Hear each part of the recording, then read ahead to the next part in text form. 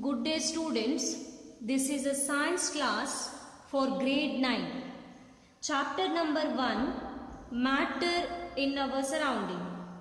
Last class I have explained about gaseous state and can matter change its state. I have also given the introduction for effect of change of temperature. Again I will start with that. First what I told, you have to take half beaker of the water and you have to heat it. Here beaker you have taken and you have filled it with water.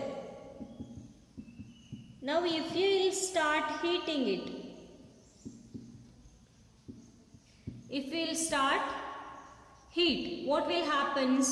These water particles will start to vibrate. They will move up and down, correct? They will move from one place to the other place. They will start to vibrate. On increasing the temperature of solids, the kinetic energy of the particle increases. You can take either solid, liquid, anything. Whenever you will supply the heat, its kinetic energy. Kinetic energy is nothing but the energy which helps to, or energy which is needed to move. Moving energy also we can call. The particles start vibrating with greater speed. The particles start to vibrate in their fixed position. First they will start to vibrate in their fixed position and start moving more freely. The minimum temperature at which the solid melts to become a liquid at the atmospheric pressure is called as a melting point. So what do you mean by melting point?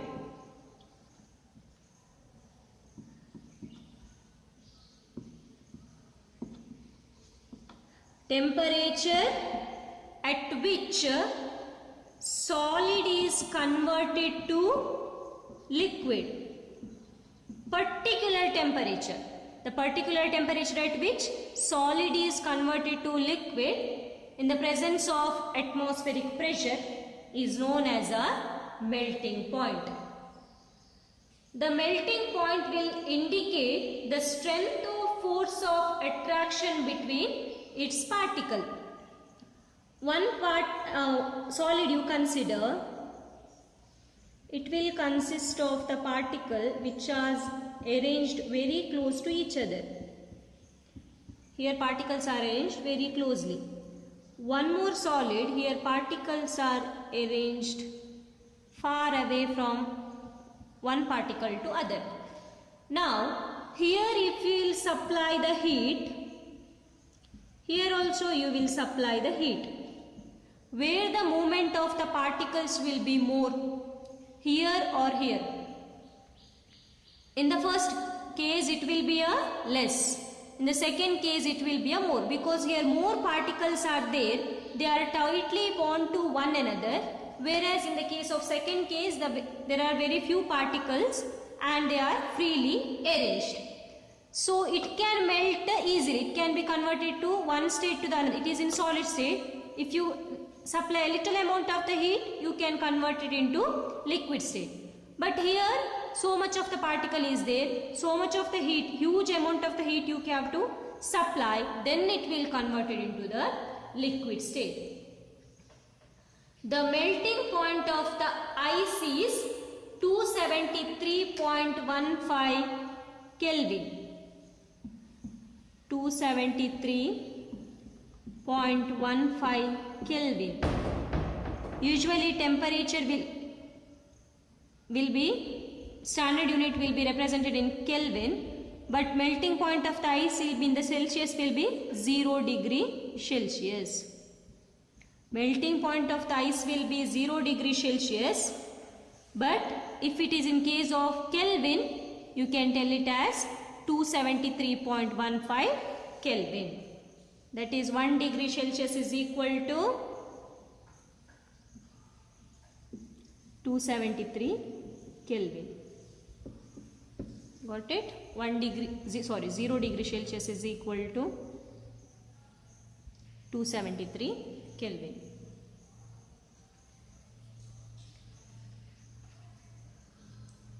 The force of melting, that is change of solid state into liquid state, is called as a fusion.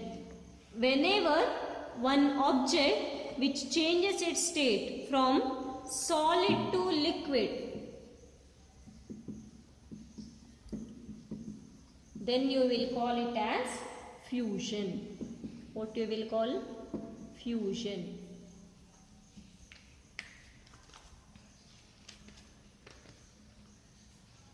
You might have observed that during the melting temperature, the system does not change after melting point reach till the ice melts. As this heat energy is absorbed by the ice without showing any rise in the temperature, it is considered that it gets hidden into the contents of the beaker and it is known as a latent heat. Now one more topic is there, latent heat. I will explain. Latent heat.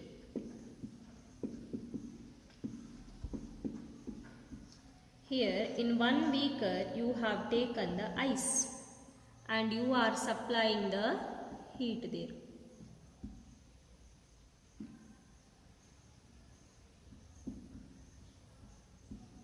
Here you have supplying the heat. Now only at the particular point, that is at 273, ice will be at 0 degree Celsius, correct? Only at the particular point the ice will starts to melt. But you are supplying the heat from the beginning. Why it is not going to melt at the beginning only? Only at that particular point it will melt. What might be the reason? Because here you have taken the ice in a container. You are supplying the heat to this container, correct? Whatever the heat you have supplied, that is absorbed by, first it will absorb by this container, then it will be transmitted to this ice. So whatever the hidden energy is there, that is known as a latent heat. So the word latent also means that hidden. Hidden heat you have supplied, that is known as a latent heat. Only at the particular point it will melt. It won't melt at the beginning only.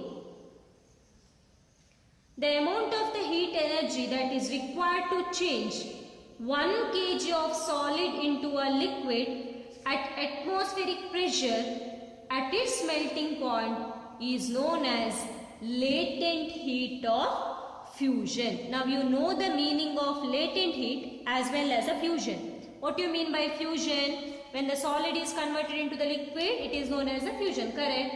So latent heat is nothing but it is a hidden heat that you have supplied.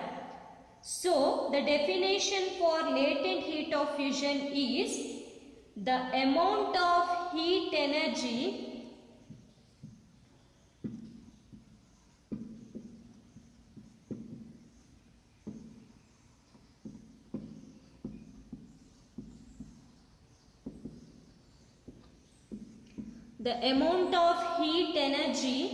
that is required to change. First what you have taken? Ice, that is solid.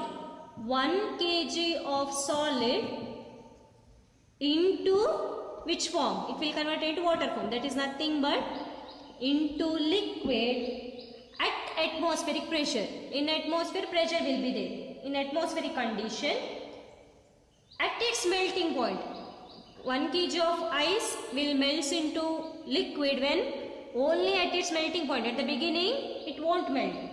It is known as a latent heat of fusion. So what is the definition?